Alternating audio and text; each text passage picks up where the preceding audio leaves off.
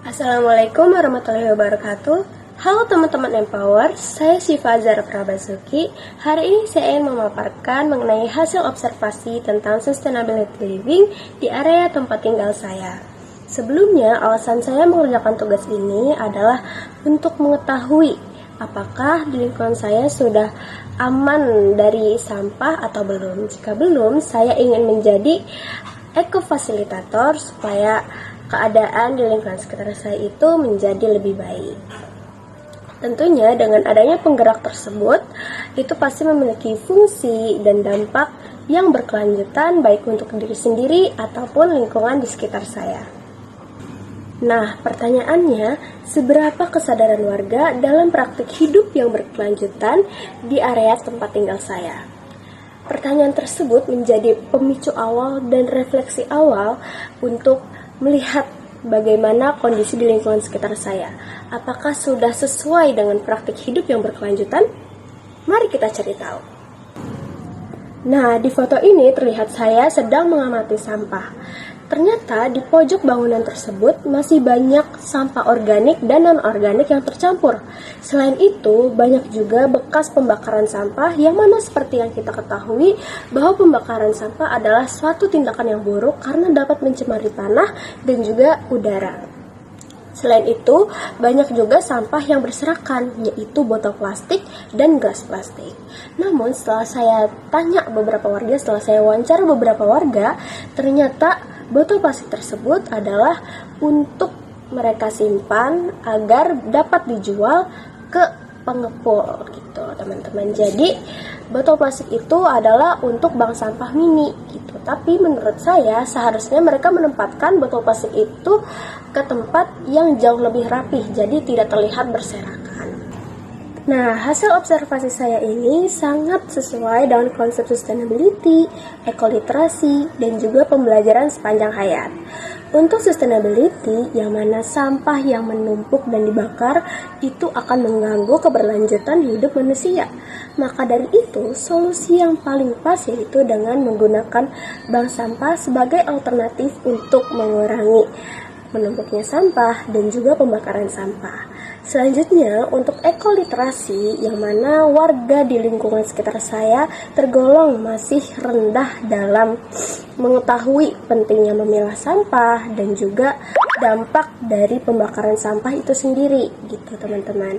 Selanjutnya, untuk pembelajaran sepanjang hayat, warga harus terus belajar, yang mana kita sebagai manusia harus bijak dalam mengelola sampah supaya hidup kita menjadi lebih nyaman sehingga lingkungan menjadi jauh lebih lestari.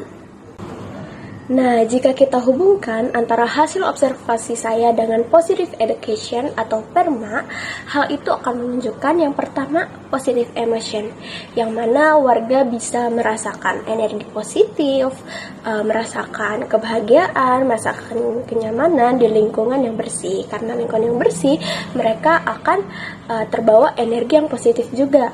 Selanjutnya ada engagement, yang mana di sini melibatkan warga dalam kegiatan daur ulang dan kebersihan. Seperti dengan adanya program bank sampah ini, warga jadi ikut terlibat sehingga mereka antusias dalam bekerja sama dalam membersihkan sampah, seperti itu, teman-teman.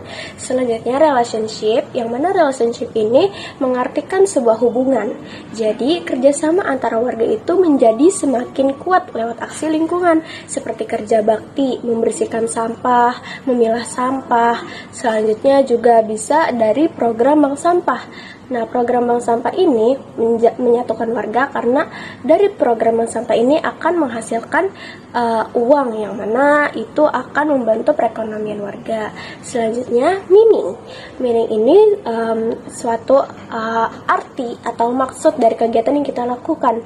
Jadi tindakan sekecil apapun itu memiliki makna, seperti memilah sampah, membersihkan sampah, mengurangi pembakaran sampah, itu pastinya memiliki makna yang akan bermanfaat untuk hidup kita. Selanjutnya, accomplishment, yang mana jika tercapainya sebuah target, misalnya targetnya itu mengurangi sampah, mengurangi pembakaran sampah.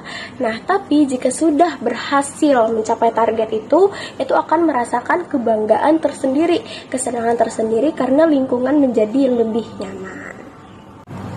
Hal yang mengejutkan dari hasil observasi saya ini yaitu padahal tempat tinggal saya ini berada di tengah kota, tapi warga masih banyak yang kurang mengetahui pentingnya memilah sampah dan juga dampak dari pembakaran sampah itu sendiri. Jadi melalui proses belajar saya di sini, saya jadi menyadari bahwa sustainability living itu menjadi tanggung jawab kita semua, bukan hanya pemerintah saja. Dan juga setiap tindakan kecil yang kita lakukan seperti memilah sampah, mengurangi pembakaran sampah, itu memiliki makna yang mana itu akan berdampak besar bagi keberlanjutan hidup kita semua. Mungkin demikian video dari saya, foto voice dan juga refleksi dari saya. Kurang lebihnya mohon maaf. Semoga dari pemaparan saya ini bisa memberikan ide dan juga menjadi langkah awal untuk menjaga kelestarian lingkungan kita semua. Cukup sekian dan terima kasih.